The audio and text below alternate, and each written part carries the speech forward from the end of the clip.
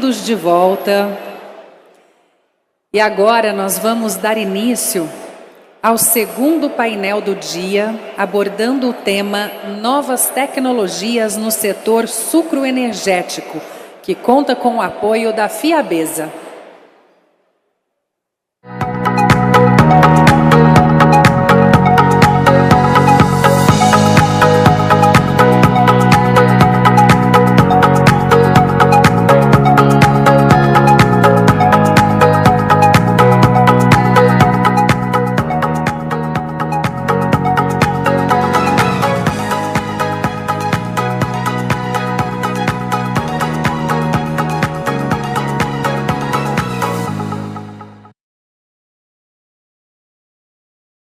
A partir de agora, a plenária voltará a ser silenciosa.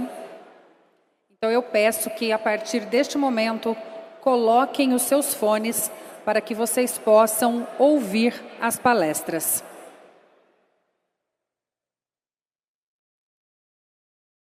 E para moderar as discussões deste painel, eu convido ao palco o diretor executivo do APLA, Flávio Castellari.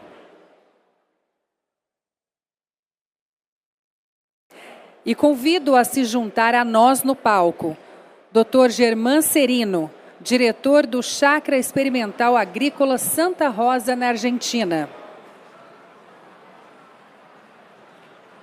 William Burnquist, diretor executivo da Board Biotech do Brasil.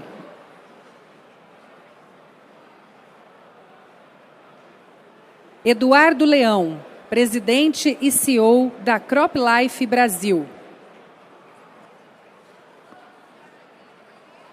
Sejam todos muito bem-vindos. Este painel terá duração de 45 minutos e, ao final das apresentações, os participantes poderão fazer suas perguntas usando os microfones disponíveis no auditório. Com a palavra, o senhor Flávio Castellari. Boa tarde a todos. Um prazer estar aqui, agradecer ao Dr. Plínio, família Nastari, pelo convite de mais uma vez poder estar presente num evento tão importante para o setor e, ao mesmo tempo, poder compartilhar um pouquinho da informação e moderar esse painel que é importante, que fala de tecnologia para o setor. E a tecnologia, ela é, na minha visão, fundamental dentro da sustentabilidade do setor.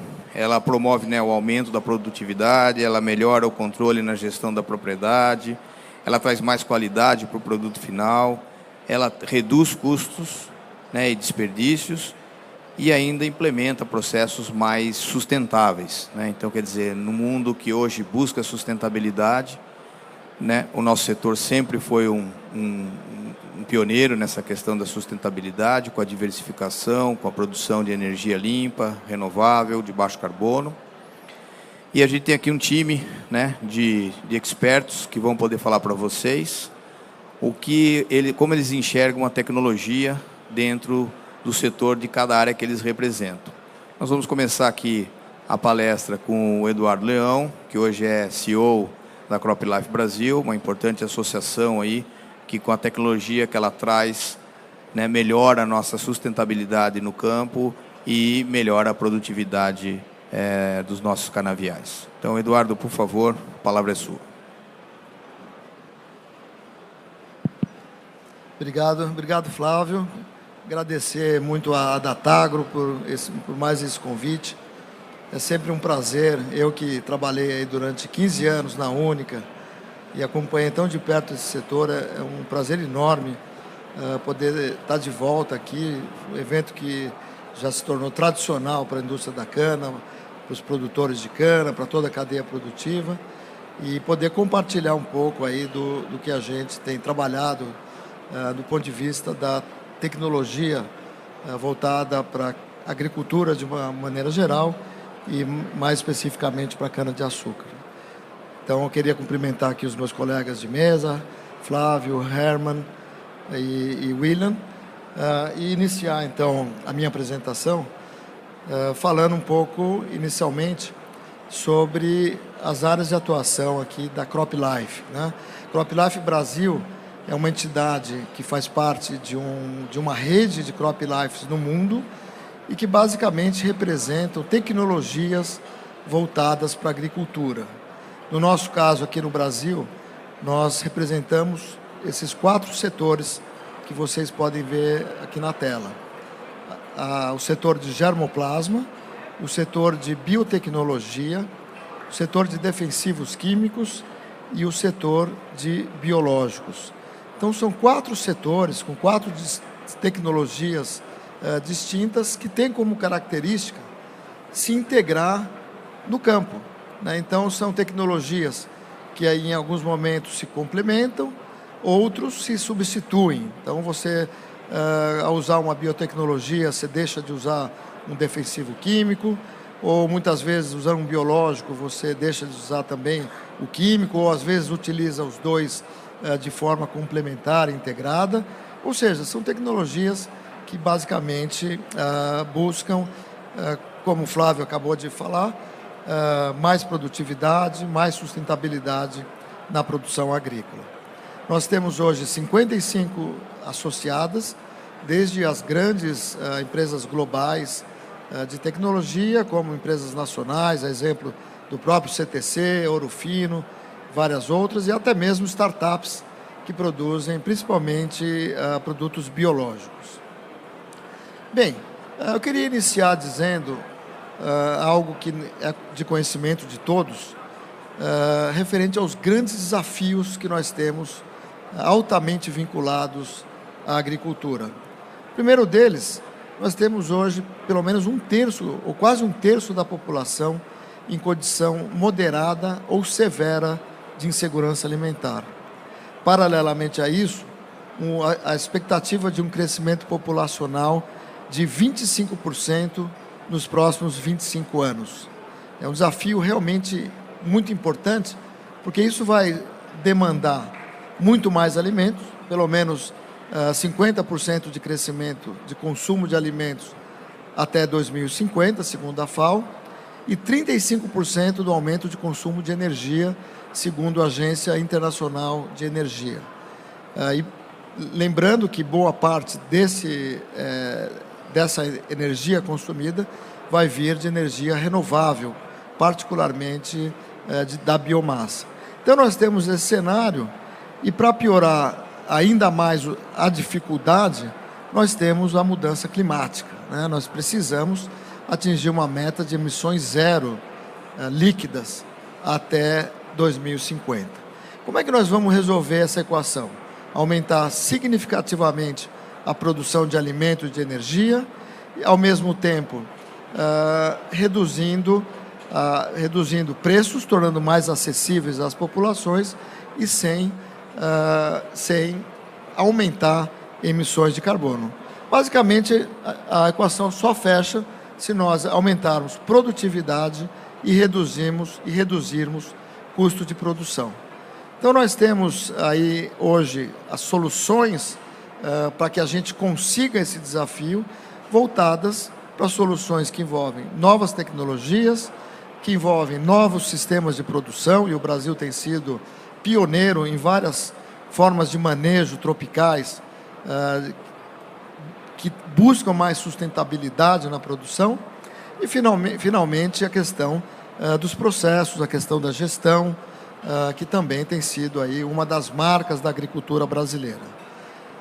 Não preciso contar para vocês o desempenho extremamente positivo que o Brasil teve nessas últimas 4 décadas, quando o Brasil deixa de ser importador de alimento para se tornar um dos maiores exportadores globais. Nesse período, nós aumentamos 6 vezes a nossa produção e tivemos um aumento da produtividade mais do que triplicada. Então, isso, obviamente, é produtividade na veia, isso é tecnologia na veia. Como resultado disso, também é importante mencionar, nós tivemos um custo na nossa, uma redução do custo da nossa cesta básica de mais de 50%. Bem, por outro lado, temos aí muitos desafios ainda na questão da cana-de-açúcar. Esse gráfico ele mostra nas colunas o aumento da produção e mostra na linha o aumento de produtividade. Então, como nós vimos aí uma produtividade relativamente estável nos últimos 20 anos, está certo que tivemos desafios muito importantes. Na primeira metade desse gráfico, nós tivemos aí um brutal processo de mecanização super acelerado. Isso, obviamente, impôs uma série de desafios. Nós tivemos uma expansão na produção... Espera aí. Desapareceu aqui. Bom, voltou. Tivemos uma expansão na produção agrícola em outras áreas, o que fez com que as dificuldades também, novas variedades, precisassem ser identificadas para essas novas regiões. E na segunda metade desse quadro, nós tivemos uma crise econômica muito forte, todos acompanharam isso na década passada, com congelamento de preço de gasolina. Depois tivemos problemas climáticos muito sérios, o que fez com que o resultado é que tivéssemos uma produtividade estável na cana-de-açúcar nos últimos 20 anos.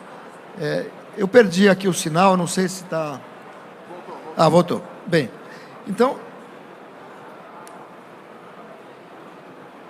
Eu não sei se o slide está sendo projetado na tela. Oi? Tá.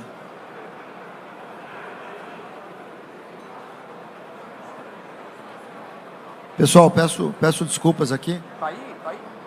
Continua projetando, porque para nós aqui sumiu. Passa para frente. Peço desculpas porque nós não estamos enxergando aqui a projeção. Será que eu consigo ver daí? Acho que não.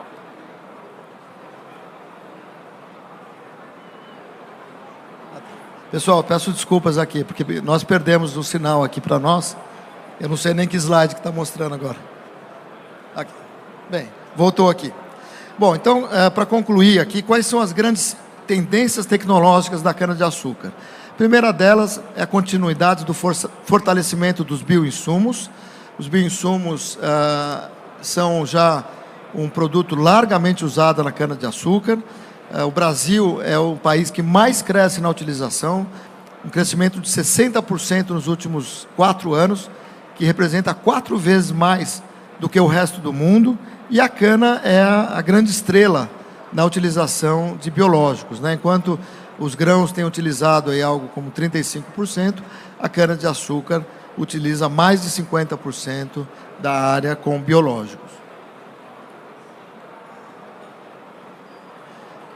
A segunda grande tendência que nós estamos observando é a questão da biotecnologia, né? Todos têm acompanhado, tivemos aí lançamento de variedades transgênicas nos últimos anos, de uma forma tardia em relação aos grãos, mas já estamos avançando muito nessa área.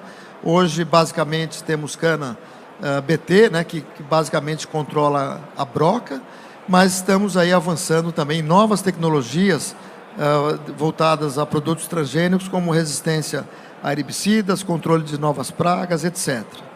Então, aqui, esse é um gráfico, é um slide do CTC, que mostra exatamente esse atraso, né? Nós chegamos na cana 20 anos atrasado em relação ao resto do mundo, mas em 2017 já tivemos a primeira variedade aprovada, né? E em 2026 já vamos ter variedades chamadas de segunda geração, onde você combina eventos, né? Que desde resistência a insetos, como tolerância a herbicidas. Então, apesar de atrasados, estamos recuperando o terreno e devemos avançar rapidamente na questão da biotecnologia na cana-de-açúcar. Lembrando que para os grãos, a biotecnologia representou um ganho significativo. Nós estamos falando aí nos últimos 25 anos, desde que foi aprovada a primeira variedade de soja transgênica, de ganhos da ordem de 150 bilhões de reais, e também tivemos, ao mesmo tempo, ganhos de produtividade e ganhos para o meio ambiente. Por conta da utilização de biotecnologia em grãos, nós tivemos uma redução da ordem de 70 milhões de toneladas de CO2 nos últimos 25 anos.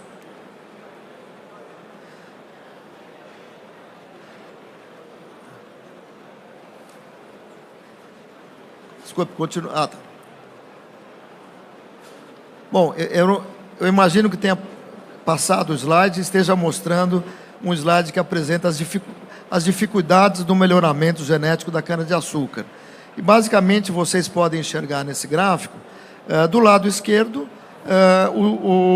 como é que funciona, né, o genoma de uma planta de milho, né, com apenas 10 pares de cromossomos.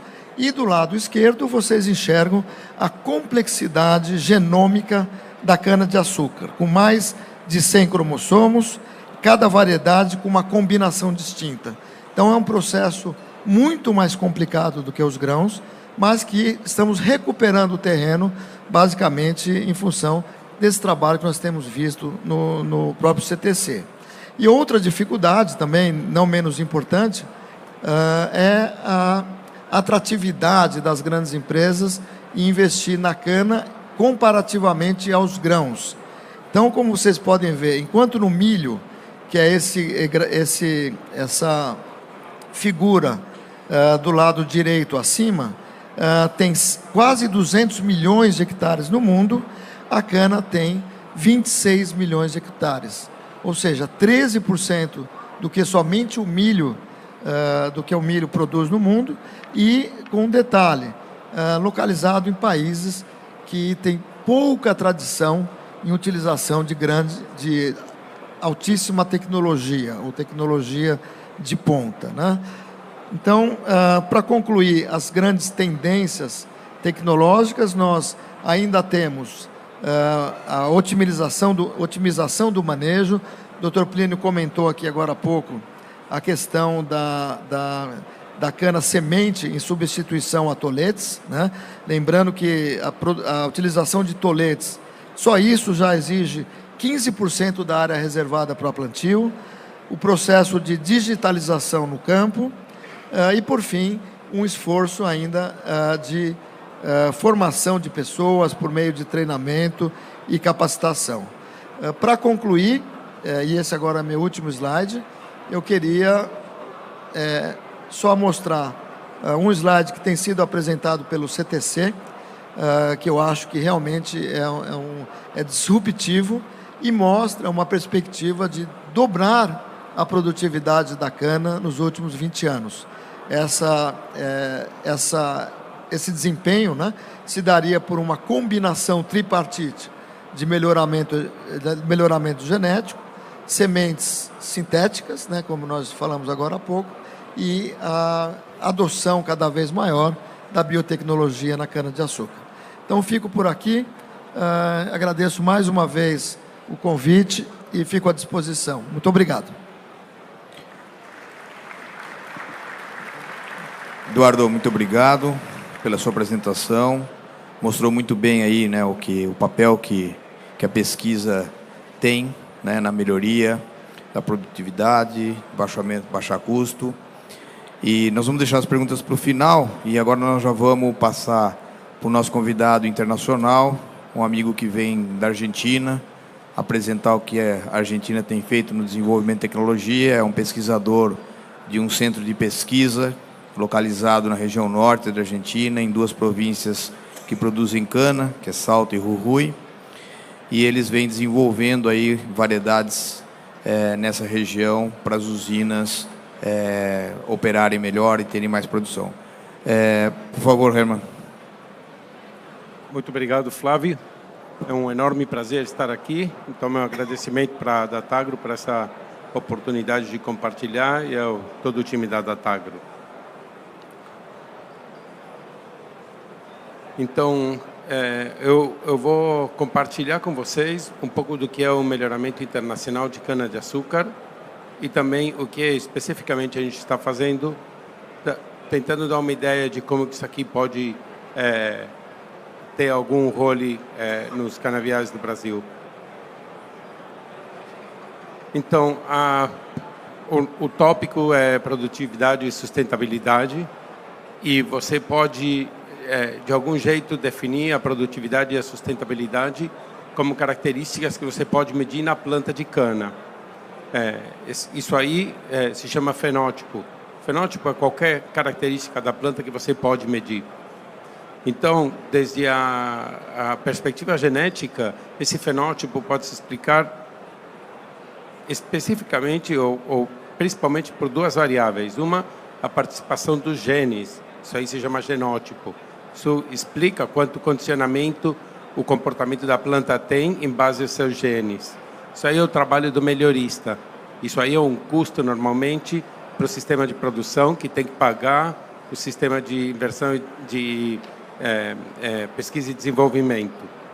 Também tem um componente importante do ambiente. O componente do ambiente fica em conta da natureza, a chuva, o sol, as temperaturas, as pragas, bactérias, fungos, doenças, etc., ervas daninhas, mas também fica por conta do produtor, os agroinsumos que ele aplica, as práticas agronômicas, os defensivos, etc.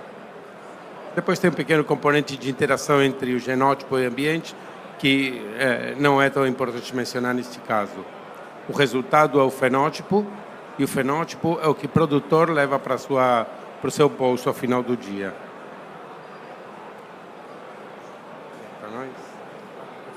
Desculpem que eu estou sem tela também.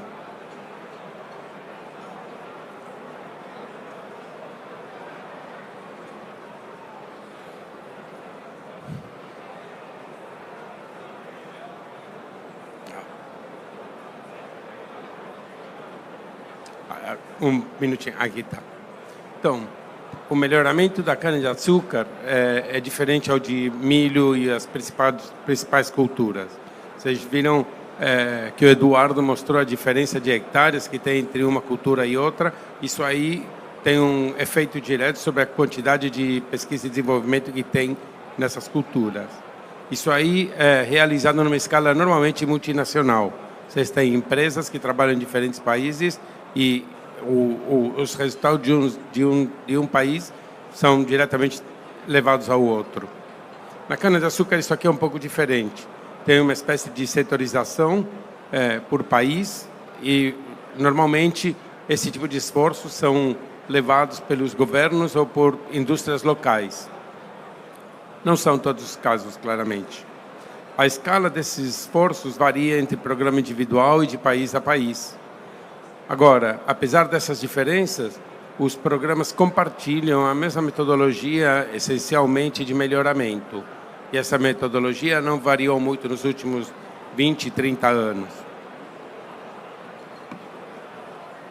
Agora, o melhoramento de cana-de-açúcar, para vocês terem uma ideia, é um processo bastante empírico e tem a ver com o que o Eduardo acabou de mostrar para vocês, que é a complexidade do genoma de cana-de-açúcar, que pode parecer uma desculpa, mas não é. Então, esse processo de prova e erro se faz essencialmente com dois componentes principais. O primeiro é gerar variabilidade genética. Isso aí se faz gerando milhares ou centos de milhares de variedades potenciais, que elas se fazem anualmente e são avaliadas num processo de seleção que pode durar entre 10 e 15 anos. Se você tiver sorte, depois de 10 e 15 anos, você tem uma ou duas variedades comerciais. Por causa dessa complexidade do genoma da cana e o comprimento do ciclo da cana-de-açúcar, o processo é longo e relativamente ineficiente, de jeito que não todas as organizações têm meios para financiar estas operações que são bem caras e de longo prazo de retorno. Agora, eu quero voltar para esse assunto de que a metodologia é bastante parecida entre diferentes países. Isso pode ser visto como uma fortaleza, porque se todo mundo faz parecido, é porque essa é uma tecnologia robusta e bem provada, mas, por outro lado, isso aí revela certa fraqueza do sistema de inovação, porque você continua fazendo a mesma coisa porque não tem melhor opção. A disrupção tecnológica é mais limitada em termos gerais. E também tenho que agradecer ao Eduardo outra vez, porque ele vai tocando temas que eu vou dizendo. O ganho genético não decrescente, mas é o não crescimento do aporte da genética é uma coisa que preocupa os melhoristas. Uma coisa positiva é que tem um bom intercâmbio de variedades entre diferentes países e centros de melhoramento de cana. Isso aí é fundamental para manter ativo a longo prazo os programas de melhoramento, porque então você tem novas fontes de diversidade genética. É interessante mencionar que todas as variedades comerciais do mundo provêm, em última instância, de intercâmbios e colaborações internacionais. Todas as variedades provêm de canas POJ geradas na Indonésia há vários anos atrás e também da Índia, as variedades CO. Os esforços de intercâmbio genético pagam seu benefício. Eles são recompensados com os bons genitores que permitem melhorar o rendimento dos novos híbridos gerados nos diferentes programas de melhoramento e, de vez em quando, também com variedades comerciais, que estão geradas num país, mas que são bem adaptáveis às condições novas do outro país. Isso aqui é um exemplo de programas de melhoramento de países que são grandes produtores de cana. Claramente, a quantidade de programas de melhoramento não é um indicativo do seu tamanho. Devo aclarar que no Brasil, quando eu digo 13, eu estou separando a Ridesa nos vários componentes que ela tem. E, além do mais, tem diferentes estruturas com diferentes níveis de cooperação e colaboração. Se você quiser saber um pouco mais de melhoramento de cana-de-açúcar, eu recomendo vocês lerem este trabalho no fascículo especial da revista SugarTech, onde eles falam as características das indústrias de cana de diferentes países, história de desenvolvimento de variedades, de melhoramento, etc. Objetivos, metodologias e resultados também, quer dizer, variedades liberadas. Agora, eu resumi muito o que é o melhoramento da cana, e, na verdade, é uma coisa muito complexa. Nesse fluxograma, aumenta um pouco o detalhe sobre o que é um programa de melhoramento de cana, e é claro, a partir disso, que isso aqui é intensivo em tempo, em recursos humanos e recursos físicos. Vamos simplificar um pouquinho mais. Uma etapa de cruzamento, onde a gente gera variabilidade genética, e depois 5 etapas, no caso da chácara, em algumas são 4, outras 6, depende do programa de melhoramento. E isso aí é uma sucessão de etapas de seleção de materiais, onde, se você tiver sorte, como eu falei antes, você termina com 1 ou 2 variedades no processo, depois do processo de 15 anos. Os resultados, para você ter uma ideia do que é o nosso programa, a gente faz umas variedades que chamam NA, alguns de vocês devem conhecer, e a nossa área-alvo é só 120 mil hectares. Aqui, essa torta que eu estou mostrando para você é um censo varietal, a gente está ocupando atualmente 62,5% do nosso canavial e tem perspectivas de crescimento. A gente está satisfeito, mas precisa continuar crescendo. Agora, temos motivos para pensar que uma cana argentina pode aportar aos canaviais do Brasil. Se você trouxer uma cana NA aqui e provar ela suficientemente, você pode esperar que normalmente vai ter uma cana com uma precocidade bastante destacada, com bom conteúdo de açúcar no início da safra. O perfilhamento normalmente vai ser bastante alto e isso aí leva geralmente uma boa capacidade de soqueira.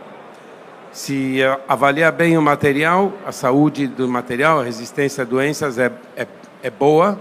O desempenho em ambientes médios, e ainda temos que provar em ambientes pobres, também é bom. Especialmente o desempenho é bom em condições onde não tem muita água. Tem uma história de sucesso passada no Brasil, que é a variedade NA 5679, ocupou perto de 40% do canavial brasileiro, lá pelos 80. Aí tem um cartoon resgatando a cana que já tinha sofrido do carvão, mas que ainda produzia melhor quantidade de açúcar que as competidoras. Eu vou deixar isso aqui como um suspense, porque acho que a história do William que vem a seguir continua um pouco o que eu estou compartilhando com vocês. Então, quero deixar essa conversa com muito obrigado a todos vocês por escutar. Herman, muito obrigado por compartilhar, né, um pouquinho. Eu esqueci de contar para vocês que o Herman trabalhou no Brasil mais de 9 anos, por isso que ele fala um portunhol perfeito aqui, quase um português. Eu queria agora passar a palavra, trazer, né, as considerações do William aí na palestra dele. William Burkest foi muito tempo pesquisador e trabalhou muitos anos no CTC, na parte de desenvolvimento e melhoramento, e saiu, e em vez de pescar, ele resolveu empreender. Parabéns, William.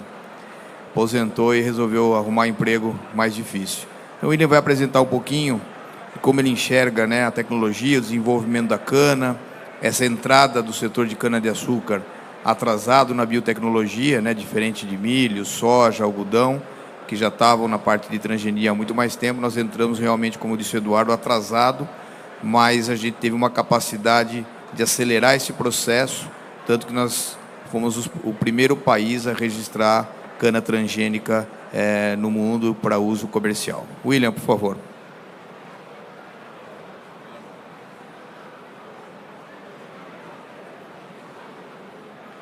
Pessoal, solta o vídeo do William, por favor, Bruno.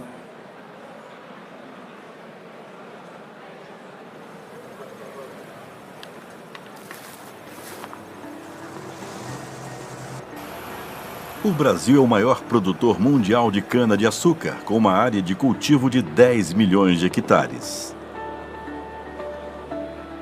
No entanto, a produtividade da cana-de-açúcar no Brasil não tem acompanhado a evolução dos ganhos obtidos em culturas importantes como o milho e a soja. Grande parte pelo fato do desenvolvimento de novas variedades de cana-de-açúcar ser significativamente inferior ao número de variedades liberadas pelos programas de melhoramento de milho e soja. A Boyd Biotech está localizada em Piracicaba, São Paulo, no maior ecossistema de inovação do agronegócio mundial, e estabeleceu contratos com os centros de pesquisa relevantes para acessar as suas variedades, com o intuito de validar o seu comportamento no país. Austrália, Argentina, África do Sul, Ilhas Maurício, Guatemala, Cuba, Indonésia, Paquistão e Estados Unidos já participam da rede criada pela Boyd Biotech. A Boyd Biotech, ela estabeleceu uma rede internacional de biotecnologia de cana para alavancar as pesquisas de cana realizadas no exterior, com o objetivo de unir esforços e aumentar a produtividade de cana no país. Hoje, mais de 100 países produzem cana-de-açúcar. Muitos deles mantêm centros avançados de melhoramento para desenvolver novas variedades e outras tecnologias, garantindo assim a sustentabilidade da produção canavieira. As variedades estrangeiras são importadas, seguindo rigorosos critérios fitossanitários estabelecidos pelo Ministério da Agricultura e submetidas a uma quarentena também fiscalizada pelo Ministério. A partir daí, as variedades são multiplicadas em laboratório, utilizando a mais moderna tecnologia para manter a sanidade e identidade genética do material introduzido. Com o material multiplicado, são plantados experimentos de validação em vários ambientes edafoclimáticos nos estados de São Paulo, Minas Gerais, Mato Grosso do Sul e Pernambuco. Os experimentos são avaliados utilizando as mais modernas tecnologias de fenotipagem digital de alta performance, pelo qual sensores instalados em drones captam o desenvolvimento vegetativo de cada variedade, comparando-as com as melhores variedades cultivadas atualmente.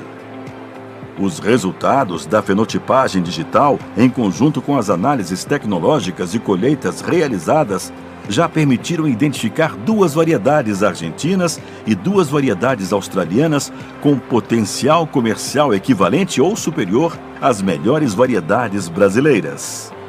A Boyd Biotech disponibiliza estas variedades aos produtores nacionais através da sua rede licenciada de produtores de mudas. Como pioneiros do nosso negócio no Brasil, a Boyd Biotech acredito que a inovação precisa de solo fértil e espaço para acontecer. Convidamos as usinas e produtores de cana no país a participarem dessa rede inovadora com o objetivo de aumentar a produtividade de cana e juntos alcançarmos novos níveis de performance no mercado.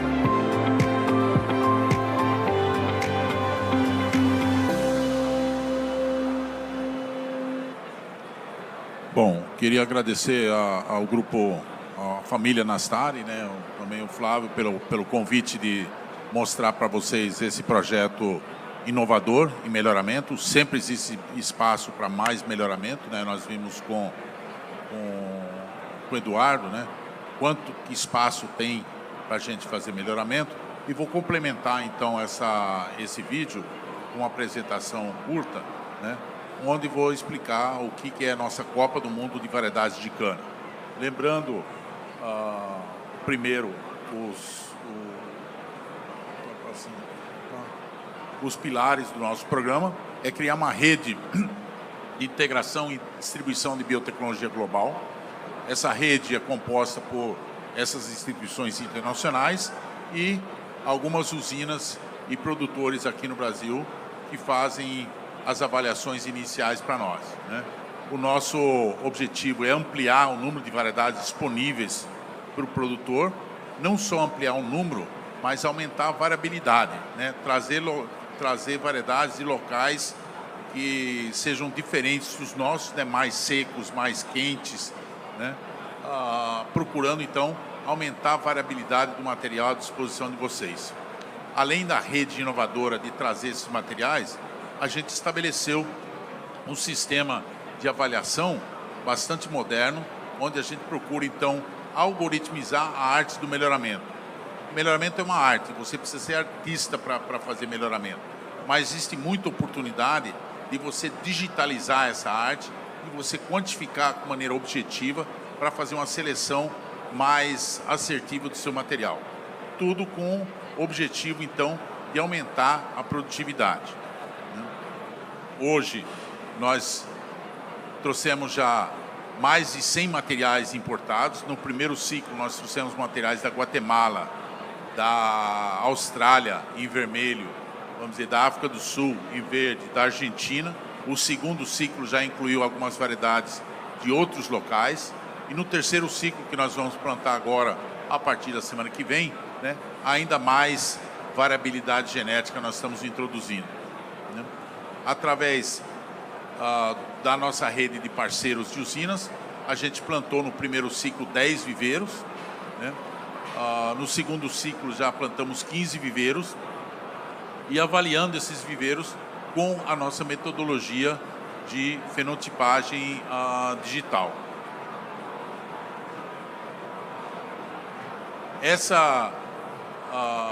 Esse sistema de avaliação bastante objetivo, né, ele de certa forma, todos que trabalham com melhoramento de cana sabem que melhoramento de cana é bastante subjetivo, dá notas visuais.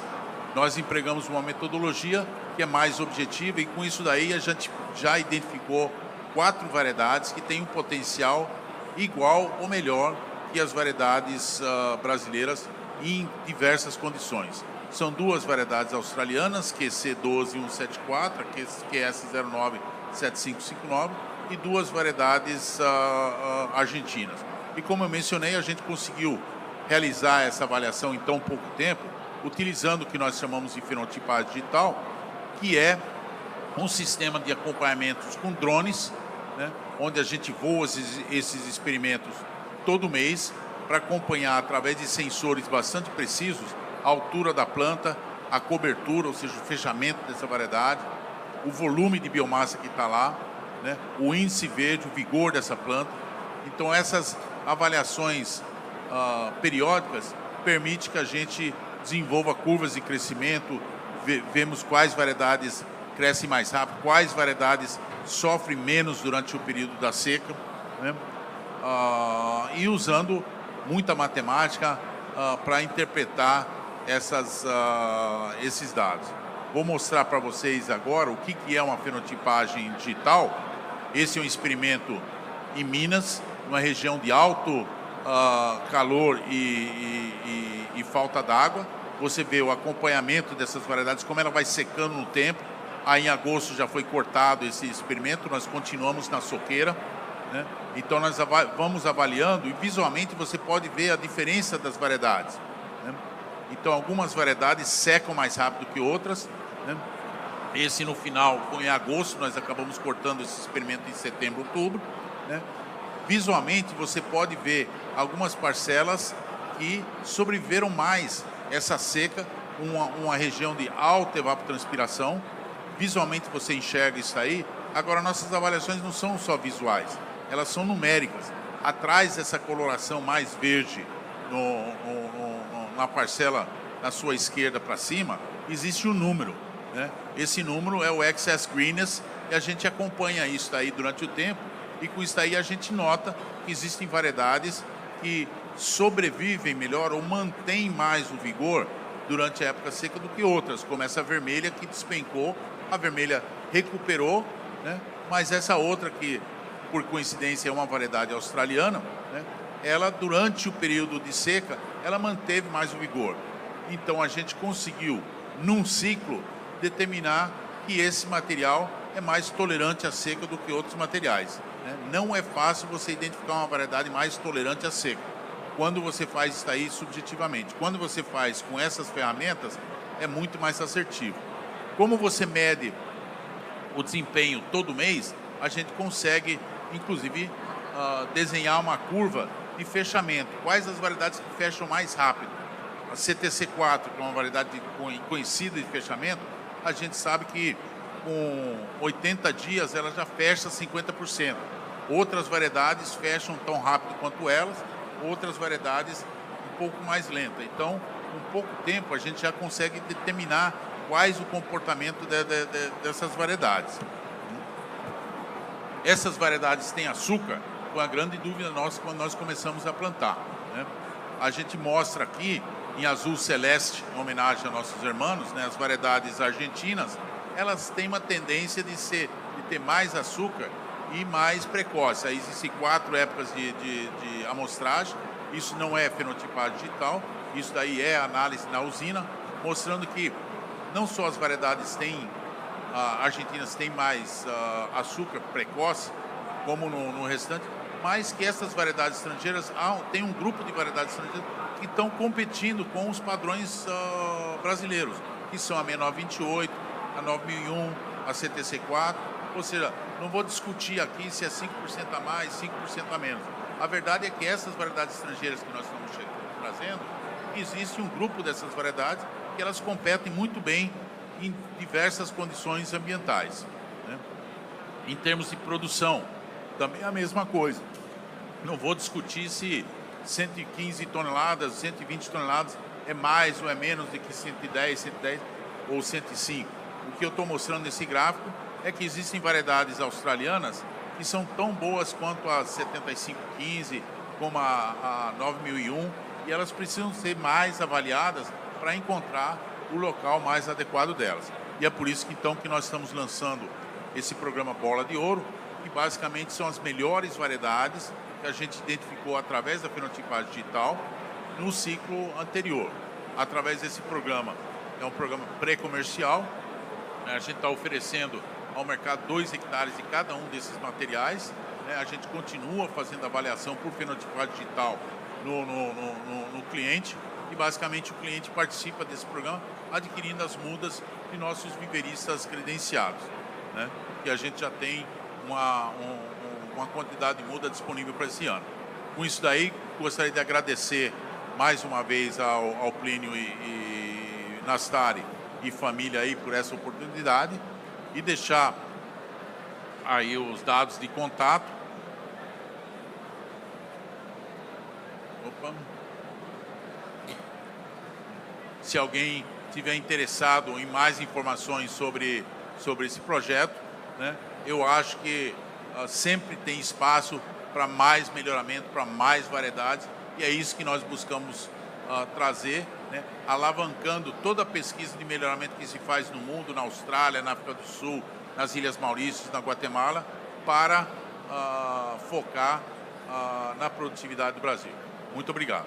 William, muito obrigado pela sua apresentação, sua contribuição aqui. Nós estamos um pouco apertado do tempo aqui. Eu pedi para o Dr. Plínio mais 5 ou 6 minutos, né? Então, a ideia das perguntas que vão vir do público, a gente passa para os nossos palestrantes depois, mas eu vou fazer uma pergunta que eu acho que vai servir para os 3 responderem, e cada um tem 2 minutos para fazer suas considerações sobre a pergunta. A gente viu que as empresas fazem investimento, trabalham no desenvolvimento de tecnologia, né? Não foi à toa que a Datagro escolheu o campo, a cana-de-açúcar, para estar aqui apresentando tecnologia. A gente sabe da importância da cana-de-açúcar e quanto a gente tem para crescer no setor. E eu queria saber de vocês, como vocês enxergam, o que o poder público pode fazer para potencializar essas pesquisas, para ajudar, seja na regulamentação, seja no apoio à pesquisa direto. Eu queria saber isso de vocês, começando pelo Eduardo. Obrigado, Flávio. Pergunta excelente, porque nós comentamos aqui todo o esforço que tem sido feito pelas empresas, de uma maneira geral, para avançar nas inovações tecnológicas, investimentos em pesquisa e desenvolvimento, mas é muito importante o papel do Estado nesse processo, para criar um ambiente favorável para esses investimentos. Não é necessariamente para ajudar, não é para dar subsídio, mas é criar um ambiente que permita que as empresas tenham os incentivos necessários para realmente ter um retorno, que geralmente são investimentos com volumes muito altos de recursos e com tempo muito elevado de maturação. Só para você ter uma ideia rapidamente, para você investir num novo defensivo químico, isso leva de 10 a 12 anos, você começa com 500 mil moléculas e você, depois desse período, e um gasto da ordem de 500 milhões de euros, você consegue chegar em 1 ou 2 moléculas que possam ser eficientes no campo. Então, nós temos, de um lado, programas muito importantes para o setor que ajudam a incentivar a utilização de energias renováveis. Nós temos o exemplo do RenovaBio, temos o exemplo agora bastante citado pela manhã do combustível do futuro, né, que ajudam a criar condições favoráveis para que a sociedade passe a adotar produtos ambientalmente mais sustentáveis, mas também existe todo um processo de ambiente regulatório para incentivar a tecnologia no campo. Nós tivemos um exemplo recente da aprovação, da modernização da regulação dos defensivos químicos. Isso vai ser um marco muito importante, já que hoje o Brasil leva 7 a 10 anos para aprovar uma nova molécula, enquanto a Europa leva 3 anos e meio, os Estados Unidos leva 2, a Argentina leva um pouco mais de 1. Então, esse é um processo que ajuda a dar mais previsibilidade para os investimentos. Temos, paralelamente, hoje um projeto de bioinsumos sendo discutido na Câmara. Isso também vai ajudar as empresas a terem mais previsibilidade. E termino dizendo mais 2 importantes projetos. O primeiro diz respeito à Lei de Proteção de Cultivares. Isso já está sendo discutido já há algum tempo em Brasília pelos produtores de tecnologia, CTC, RIDESA, IAC, Orplana, FEPLANA, e com resultados, acho que bastante positivos. A Lei de Proteção de Cultivares vai dar mais incentivo e mais segurança jurídica aos investimentos em melhoramento em cana. E, por fim, dizer que, quando falamos em biotecnologia, o Brasil tem um modelo de regulação que é a CTN Bio, né, que ajuda a aprovação de produtos transgênicos. É um modelo que funciona extremamente bem e importante, nesse caso, a manutenção desse modelo, a manutenção de um corpo técnico. Essa comissão é formada por 54 doutores, 27 titulares, 27 suplentes, e que aprovam os novos eventos de biotecnologia, e a cada 2 anos eles terminam o mandato. Então, é importante a gente garantir que, nesse período, a gente continue mantendo o caráter técnico, o caráter científico que tem caracterizado o CTN Bio até agora. Então, basicamente, Flávio, Essas são, na minha opinião, as principais questões que nós temos que endereçar hoje para garantir a continuidade dos investimentos em pesquisa e desenvolvimento na tecnologia agrícola. Muito obrigado, Eduardo. Vou passar a palavra rapidamente para o Herman. Por favor, Herman. Sim. Eu vou responder de um lado bem simples, coincidindo com o que o Eduardo conversou agora, excluindo assuntos de estabilidade econômica, etc., para a atividade privada. Eu acho que é fundamental, do lado do Estado, eles intervirem com regulações positivas. Agora, na Argentina, por exemplo, estamos tendo uma conversa sobre adoptar o POV 91. Até agora, a gente está com o POV mais velha. A nova lei é muito melhor desde a perspectiva de proteção das variedades genéticas, de retorno dos investimentos privados em melhoramento. Também eu acho que o rol do Estado no que é pesquisa é fundamental, facilitando a interação simples com instituições privadas e a parte da universidade, ensinando e desenvolvendo profissionais de excelência, é fundamental também. Obrigado, William. Agora você. Obrigado, Herman. Eu acho que além das colocações do Eduardo, né, é importante a legislação ser favorável, a lei de cultivares, vamos dizer, uma lei clara de biotecnologia. O Estado também pode participar muito através de projetos público-privados, né, investimentos públicos-privados e privados, né. Inclusive, grande parte do melhoramento é feito através de iniciativas públicos-privados. O IAC, o melhoramento do IAC e o melhoramento da RIDESA nada mais é do que uma combinação de investimento público e privado. Isso tem dado muito certo, né? Então, essa questão de investimentos públicos e privados juntos é uma maneira muito interessante de promover a pesquisa, porque nós sabemos que o Estado tem várias prioridades, ela sempre tem recursos limitados, e fazer esses investimentos públicos e privados é uma grande opção. Eu também diria que precisa fomentar inovação, né? Fomentar esses parques tecnológicos, fomentar hubs de inovação, porque nós sabemos que a inovação é provavelmente mais provável que ela saia de uma startup do que de uma empresa já bem estabelecidas, né? Então, as startups para fazer inovação são uma saída muito interessante, e o Estado pode promover, criar ambientes para favorecer esse cenário aí, esse universo de startups. Então, parcerias públicos-privados, iniciativas de startups são importantes, além de todo o arcabouço legal para permitir que as empresas registrem os seus produtos, possam obter recursos através de uma legislação favorável. Muito obrigado, William. Bom, agradecer aqui os nossos 3 palestrantes, Eduardo, Herman e William, novamente. Agradecer a Datagro pelo convite, parabenizar pelo evento, um sucesso, mais de 1.500 pessoas inscritas. E desejar a todos vocês aí que recebam bastante informação até o final do dia, e nos vemos amanhã novamente. Muito obrigado a todos.